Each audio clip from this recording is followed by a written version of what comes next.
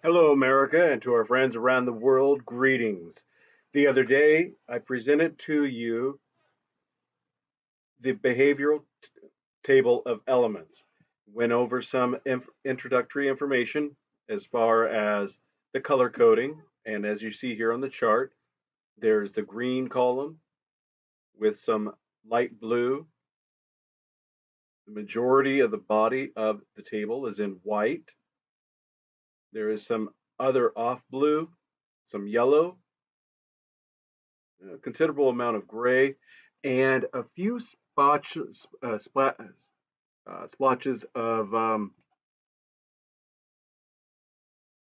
dirty vanilla, off white. It's the three in, so starting at the top right is A for the head tilt, and eyebrow flash is underneath it, EF. So that would be, row A, B, C, D, E, F. So row F all the way over to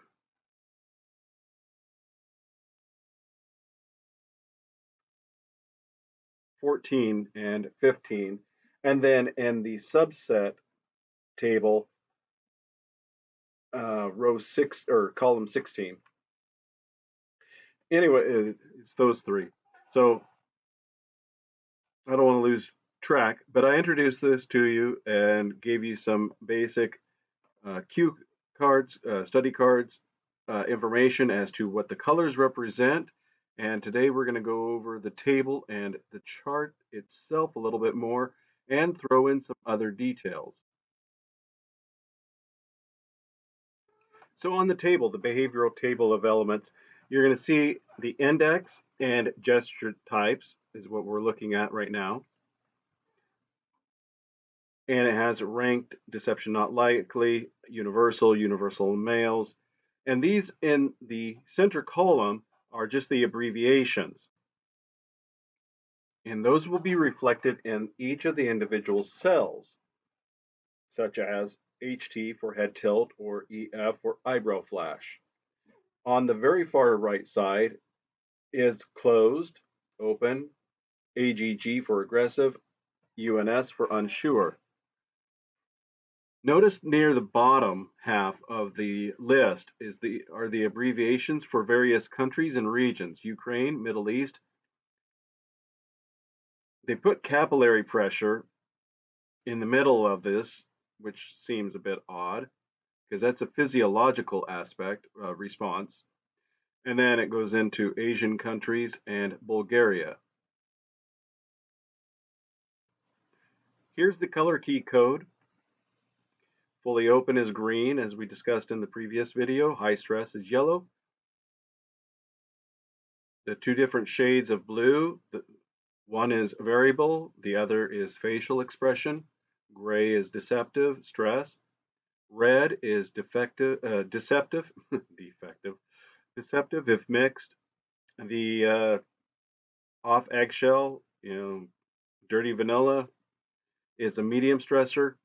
And finally, temperature effect. And this makes sense with a white background and the frosty blue lettering. All right, so now we're looking at EF. As I said earlier in this video and the previous, EF is the abbreviation for eyebrow flash. Now using the chart, you'll see that there is a 2 in the upper column, and that's what's called the variable factor. The smaller u is the cultural prevalence or prevalence, depending on how you want to pronounce it. The uppercase U or the larger U is the sexual propensity. Underneath it is open. Then you'll see two abbreviations, JC and TP.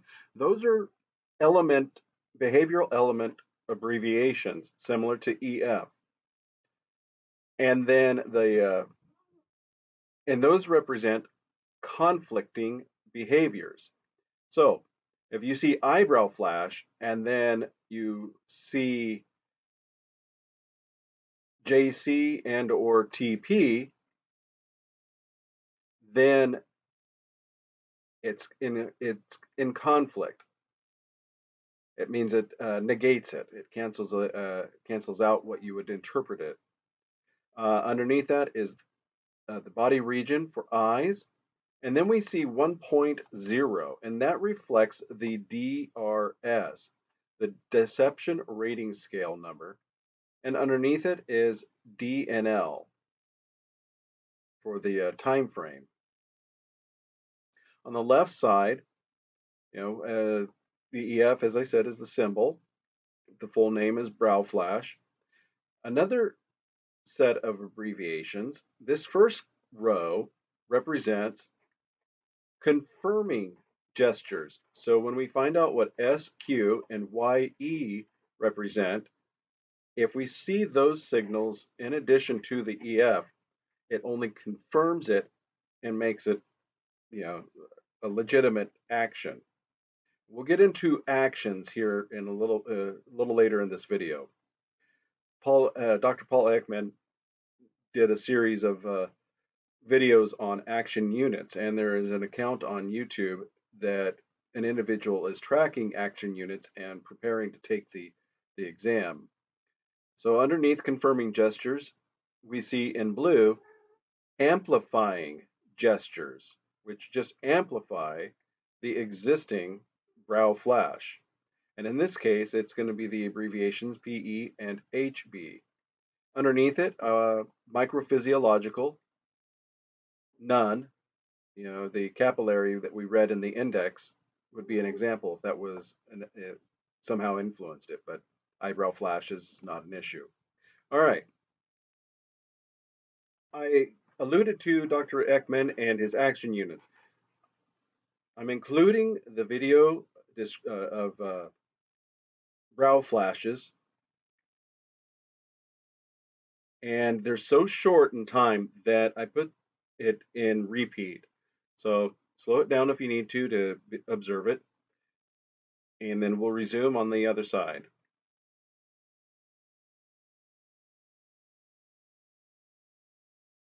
All right, now after those eyebrow flashes from Dr. Ekman, you have an idea of what it would look like, at least with the isolated.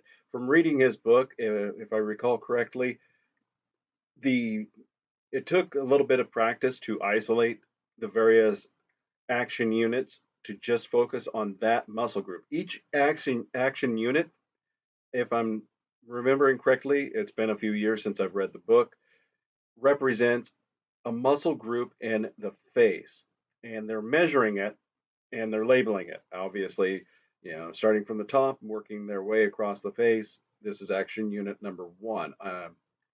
Brow flashing. So now you have a visual demonstration of what it would appear to be. And as time progresses, we'll discover what SQ, YE, PE, JB, JC, TP would be that would either amplify, confirm, or be contradictory. Now we're going to move into the next element. All right, we're looking at head tilt, and I've got a video from uh, Navarro, the guy that wrote the book, the FBI agent, what everybody is saying. Cuban immigrant, didn't speak English, learned how to read body language to be able to connect with people. Anyway, so the confirming gestures, SQ and YE, mean squint and vertical shake. The amplifying gesture, IP, means inward point, which is, if I'm not mistaken, let me double check, is feet. Yep. And then the opposite, TP and JC, represent tapping, as in impatience, and jaw clenching, as in, I'm really trying to restrain. So it gives you an idea of what's going on here. So let's take a look at Navarro's video. Head tilt is probably one of the best indicators of comfort. probably more powerful than a smile, because most people can fake a smile. But head tilt we reserve for when we're truly comfortable.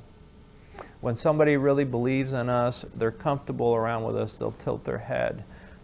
We as a species don't expose our necks unless we're really comfortable. In fact, you can be talking to someone and you mention something negative and immediately their head will bob up, because it's a survival response that I will not expose my neck.